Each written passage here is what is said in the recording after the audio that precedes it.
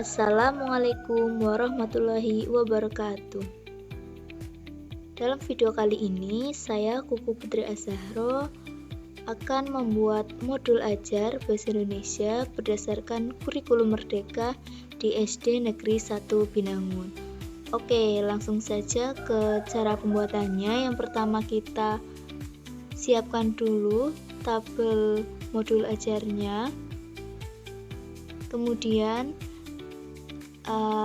isi dari modul ajarnya ada informasi umum, identitas sekolah, kompetensi awal, profil pelajar Pancasila, sarana dan prasarana, target peserta didik, model pembelajaran, dan ada komponen inti yaitu yang pertama tujuan pembelajaran, pemahaman bermakna, pertanyaan pemantik, kegiatan pembelajaran, asesmen atau penilaian, pengayaan dan remedial, dan yang terakhir yaitu lampiran. Lampiran meliputi lembar kerja peserta didik atau KPD, bahan bacaan guru dan peserta didik, glosarium, dan yang terakhir adalah daftar pustaka. Oke, langsung saja. Yang pertama yaitu pada identitas sekolah, nama penyusunnya yaitu saya sendiri, Kuku Putri Az-Zahro.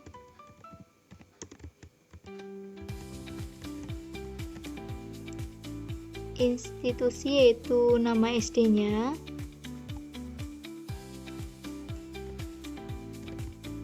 SD Negeri 1 Binangun.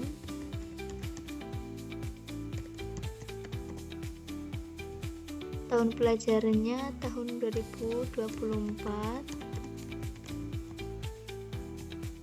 Jenjang sekolah SD atau sekolah dasar.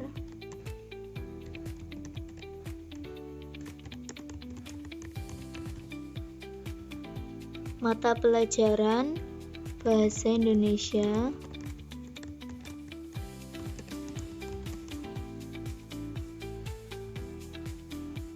Kelas 4. Kalau kelas 4 itu adalah fase B. Dan perlu diketahui kalau fase A yaitu kelas 1 dan 2, fase B kelas 3 dan 4, dan fase C yaitu kelas 5 dan 6. Jadi kelas ini kan kelas 4, jadi fase B. Elemennya yaitu menyimak. Nah, capaian pembelajarannya kita lihat. Nah, ini adalah panduannya. Elemen menyimak, capaian pembelajarannya yaitu memahami ide pokok dari teks yang dibacakan atau didengar. Nah, di sini juga tercantumkan tujuan pembelajaran atau TP-nya. Nah, kita salin saja ini. Alokasi waktunya 1 kali pertemuan saja.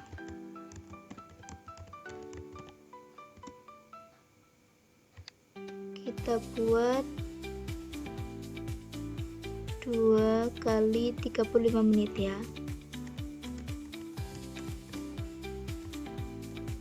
Nah, selanjutnya yaitu kompetensi awal. Nah, sebelumnya di sini saya sudah membuat modul ajar karena untuk mempersingkat waktu saja biar durasinya tidak terlalu panjang banget. Jadi di sini yaitu kompetensi awal yang hendak dicapai untuk peserta didik. Yang pertama yaitu peserta didik dapat memahami isi teks yang dibacakan. Karena tadi itu capaian pembelajarannya yaitu memahami ide pokok dari teks yang dibacakan atau didengar. Selanjutnya yaitu peserta didik dapat menyampaikan pendapat dengan kalimat yang jelas. C yaitu profil pelajar Pancasila. Nah, profil pelajar Pancasila itu sebenarnya ada 6. Apa aja sih? Yang pertama yaitu beriman, bertakwa kepada Tuhan Yang Maha Esa, dan berakhlak mulia.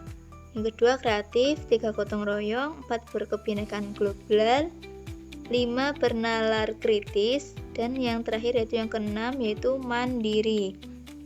Nah, di sini saya mengambil 2 profil pelajar Pancasila. Yang pertama yaitu mandiri, di mana peserta didik dapat menemukan ide pokok dari sebuah teks. Yang kedua, bernalar kritis, di mana peserta didik memahami bahwa teks yang memiliki struktur atau bagian. Dengan memahami struktur teks, mereka dapat lebih mudah mengidentifikasi ide pokok. D, yaitu sarana dan prasarana. Jadi, sarana dan prasarana apa saja sih yang dibutuhkan untuk menunjang pembelajaran menyimak tadi? Yaitu yang pertama pastinya buku siswa atau buku modul. Nah, buku modul ini saya ambil dari Kementerian Pendidikan, Kebudayaan, Riset, dan Teknologi Republik Indonesia atau yang biasa kita sebut Kemendikbud ya. Nah, yang kedua yaitu buku cerita anak pastinya. Yang ketiga alat tulis. E, yaitu target peserta didik. Nah, target peserta didik ini karena dalam satu kelas berjumlah 20 anak, jadi peserta didik reguler yaitu berjumlah 20. F, yaitu model pembelajaran. Nah, di sini saya menggunakan model pembelajaran tatap muka ya atau luring. Selanjutnya yaitu komponen inti. Nah, komponen inti ini meliputi A, tujuan pembelajaran. Jadi tujuan pembelajaran saya ambil di buku panduan tadi ada 2. Yang pertama, menyimak dengan saksama dan memahami informasi dalam teks yang dibacakan. Yang kedua, melalui kegiatan menyimak cerita yang dibacakan, peserta didik dapat menemukan, menyimpulkan informasi, serta menyampaikan kembali simpulannya dengan tepat.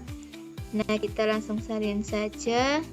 Nah, ini tujuan pembelajaran menyimak ada 2 ya. B, yaitu pemahaman bermakna. Jadi, pemahaman apa saja yang nantinya didapatkan oleh peserta didik. Yang pertama yaitu peserta didik dapat memahami isi teks yang dibacakan. Yang kedua, peserta didik dapat menyampaikan pendapat dengan kalimat yang jelas. C, yaitu pertanyaan pemantik. Nah, pertanyaan pemantik ini adalah pertanyaan yang biasa dilakukan sebelum pembelajaran. Nah, di sini saya akan mengajukan 3 pertanyaan. Yang pertama yaitu apa yang terjadi pada Dika sampai dia menangis pada cerita yang dibacakan. Nah, nantinya saya akan membacakan cerita singkat terlebih dahulu, kemudian saya akan memberikan pertanyaan tersebut.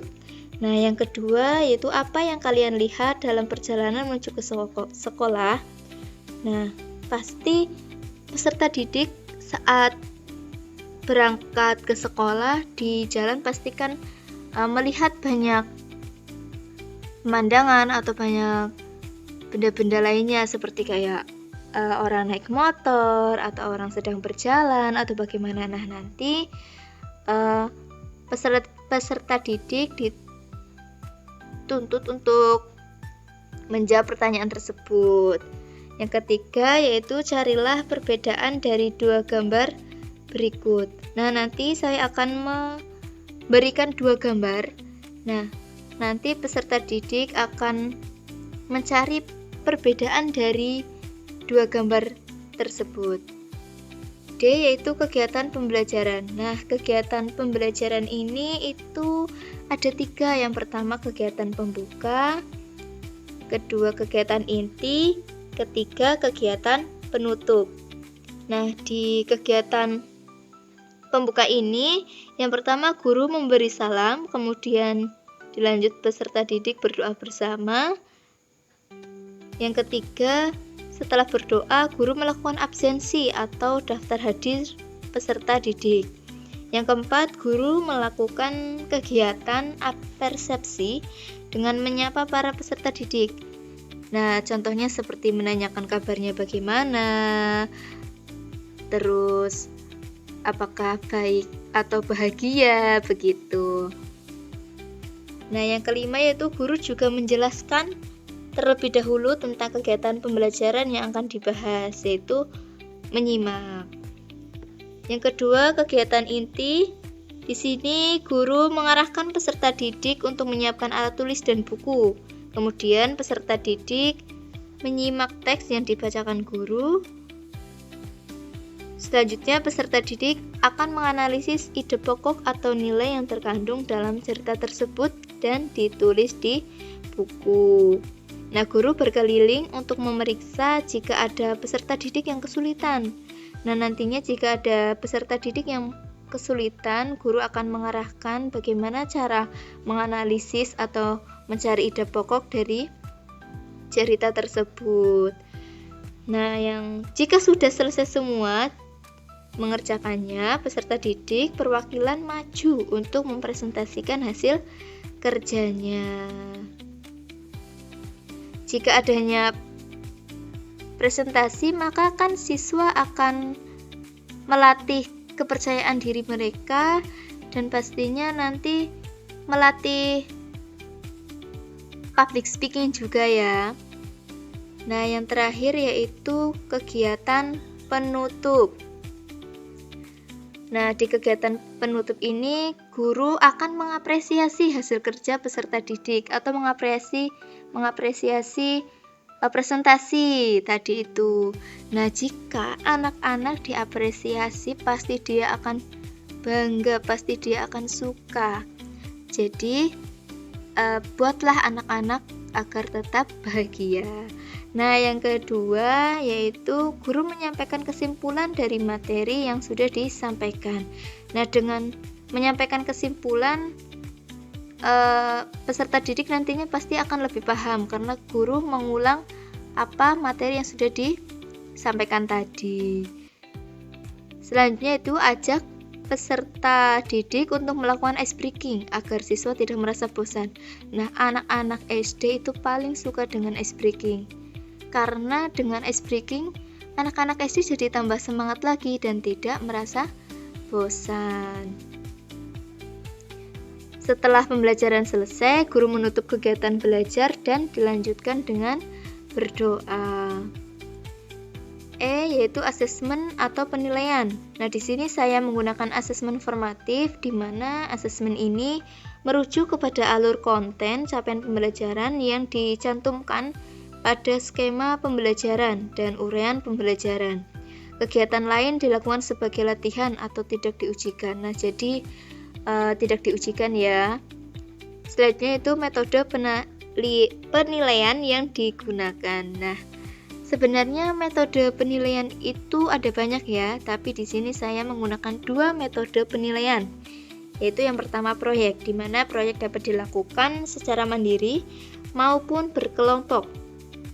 Di sini guru dapat menilai presentasi akhir proyek, laporan, dan keterlibatan siswa. Nah, nanti guru bisa menilai bagaimana keterlibatan siswa dalam membuat proyek ini, begitu. Nah, yang kedua yaitu rubrik, di mana rubrik penilaian menggunakan rubrik atau tabel yang mencantumkan kriteria sukses tertentu. Contohnya misal ada rubrik penilaian sangat baik, kurang baik, atau perlu bimbingan, atau sangat berkembang, atau belum berkembang, seperti itu, dan lain-lainnya. F yaitu pengayaan dan remedial. Nah, pengayaan, peserta didik bisa diarahkan untuk menyimak maupun membuat proyek mengenai pemahaman dalam mencari ide pokok atau hal-hal penting dalam sebuah cerita. Nah, selanjutnya remedial. Remedial ini diberikan kepada peserta didik yang membutuhkan bimbingan untuk memahami materi pembelajaran, mengulangi kepada siswa yang belum mencapai capaian pembelajaran atau CP. Nah, selanjutnya di sini mengetahui pastinya ya kepala sekolah dan guru kelas. Nah, di sini juga ada tempat dan tanggalnya. Nah, yang terakhir yaitu lampiran. Lampiran itu ada 4 aspek. Yang pertama yaitu lembar kerja peserta didik atau LKPD. Nah, di lembar kerja peserta didik ini atau LKPD ini itu ada nama, kelas, petunjuk. Nah, perhatikan contohnya nih, perhatikan cerita di bawah ini, jawablah pertanyaan-pertanyaan tersebut. Nah, di sini saya mengambil dari buku modul dari Kemendikbud ya. Nah, di sini elemen menyimak, ada cerita. Nanti guru membacakan ceritanya. Kemudian di sini ada soal-soalnya nih. Nanti peserta didik dituntut untuk menjawab pertanyaan-pertanyaan ini. Dengan menjawab pertanyaan terkait cerita kepala sukulen, peserta didik dapat belajar memahami ide pokok dari teks yang dibacakan pastinya. Yang B yaitu bahan bacaan guru dan peserta didik. Nah, saya akan mengambil di buku modul atau buku siswa Kementerian Pendidikan Kebudayaan Riset dan Teknologi Republik Indonesia atau Kemendikbud. Nah, C. Glosarium. Nah, glosarium ini gunakan istilah penting sesuai materi. Yang terakhir yaitu daftar pustaka. Nah, daftar pustakanya pastinya tadi ya, yaitu buku modul dari Kementerian Pendidikan Kebudayaan Riset dan Teknologi Republik Indonesia. Oke, selesai tutorialnya. Oke, itu dia ya tata cara bagaimana membuat modul ajar berdasarkan kurikulum Merdeka saat ini. Nah, ada banyak ya tadinya, pasti ada informasi umum, ada komponen inti dan lampiran pastinya. Semoga tutorial cara membuat modul ajar tadi bisa bermanfaat dan bisa dipahami oleh teman-teman semua. Dan saya mohon maaf bila mana dalam menjelaskan tata cara membuat modul ajar tadi masih banyak kurangnya atau kurang jelas seperti itu. Saya mohon maaf yang sebesar-besarnya. Terima kasih. Sekian, wassalamualaikum warahmatullahi wabarakatuh.